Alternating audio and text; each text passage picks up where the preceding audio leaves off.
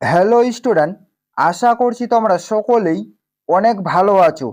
আজকে আমরা আলোচনা করব অগ্নিবীর আর্মি 2025 সালের জন্য অত্যন্ত গুরুত্বপূর্ণ প্রশ্ন ও উত্তর। আজকে আমাদের প্রথম প্রশ্ন রয়েছে, পঞ্চবার্ষিকী পরিকল্পনা কত সালে শুরু হয়েছিল? এর সঠিক উত্তর হবে পঞ্চবার্ষিকী পরিকল্পনা শুরু হয়েছিল 1951 সালে। তারপরে চলে যাব পরবর্তী নাম্বার কোশ্চেনে। পরবর্তী দ্বিতীয় নাম্বার কোশ্চেন রয়েছে, ভারতের সিলিকন ভ্যালি কাকে বলা হয়? এখানে চারটি অপশন দেওয়া রয়েছে। ভারতের সিলিকন ভ্যালি কাকে বলা হয়?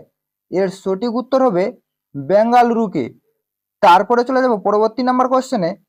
পরবর্তী আমাদের 3 নাম্বার কোশ্চেন রয়েছে, পৃথিবীর বৃহত্তম নদী দ্বীপ কোনটি?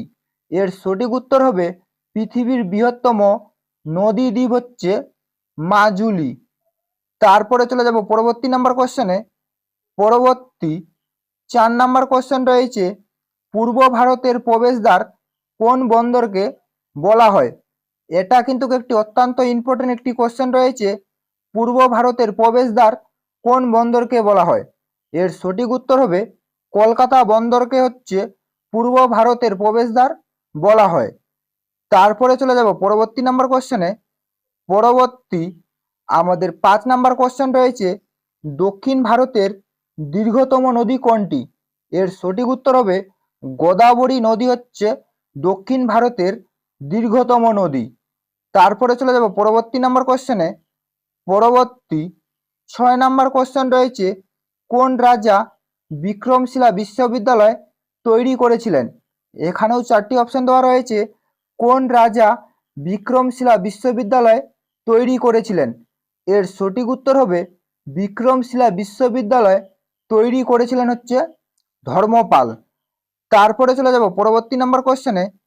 পরবর্তী 7 নাম্বার কোশ্চেন রয়েছে, ভারতে প্রথম পাটকল কোন রাজ্যে গড়ে উঠেছিল? এর সঠিক উত্তর হবে অপশন সি, পশ্চিমবঙ্গে। তারপরে চলে যাব পরবর্তী নাম্বার কোশ্চেনে। পরবর্তী 8 নাম্বার কোশ্চেন রয়েছে, অভিষেক বর্মা কোন খেলার সাথে সম্পর্কিত? এটাও একটি অত্যন্ত ইম্পর্টেন্ট একটি কোশ্চেন রয়েছে। অভিষেক বর্মা কোন খেলার সাথে সম্পর্কিত? এর সঠিক উত্তর হবে অভিষেক বর্মা হচ্ছে অপশন এ, শুটার খেলার সাথে হচ্ছে সম্পর্কিত। তারপরে চলে যাব পরবর্তী নাম্বার কোশ্চেনে। পরবর্তী আমাদের 9 নাম্বার কোশ্চেন রয়েছে, কোন শিলায় জীবাশ্ম দেখতে পাওয়া যায়? এর সঠিক উত্তর হবে পাললিক শিলায় হচ্ছে জীবাশ্ম দেখতে পাওয়া যায়।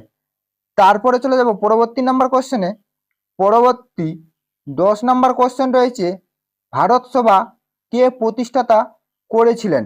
এর সঠিক উত্তর হবে ভারত সভা প্রতিষ্ঠাতা করেছিলেন হচ্ছে সুরেন্দ্রনাথ বন্দ্যোপাধ্যায়। তারপরে চলে যাব পরবর্তী নাম্বার কোশ্চেনে।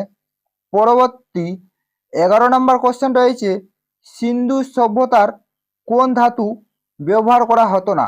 এর সঠিক উত্তর হবে সিন্ধু সভ্যতার হচ্ছে অপশন সি, অর্থাৎ লোহা ধাতুটি হচ্ছে ব্যবহার করা হতো না। এটাও কিন্তু একটি অত্যন্ত ইম্পর্টেন্ট একটি কোশ্চেন রয়েছে, সিন্ধু সভ্যতার কোন ধাতু ব্যবহার করা হতো না। তারপরে চলে যাব পরবর্তী নাম্বার কোশ্চেনে। পরবর্তী 12 নাম্বার কোশ্চেন রয়েছে, কোন দেশের সাথে ভারতের দীর্ঘতম সীমানা রয়েছে?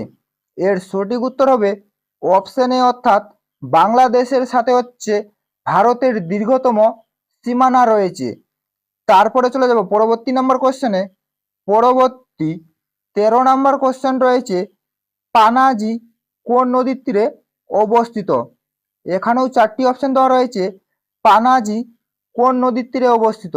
এর সঠিক উত্তর হবে পানাজি হচ্ছে অপশন ডি, অর্থাৎ মান্ডবী নদীর তীরে অবস্থিত। তারপরে চলে যাব পরবর্তী নাম্বার কোশ্চেনে। পরবর্তী 14 নাম্বার কোশ্চেন রয়েছে, পৃথিবীর দীর্ঘতম সংবিধান কোন দেশের? এর সঠিক উত্তর হবে পৃথিবীর দীর্ঘতম সংবিধান হচ্ছে অপশন বি, অর্থাৎ ভারতের।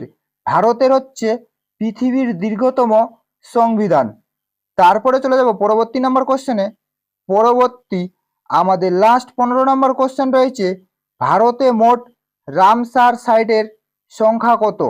এর সঠিক উত্তর হবে অপশন এ অর্থাৎ 82টি। এই ছিল মূলত আজকের আপডেট। যদি তোমাদের ভিডিওটি ভালো লেগে থাকে তাহলে অবশ্যই লাইক, কমেন্ট এবং শেয়ার করে দিবেন।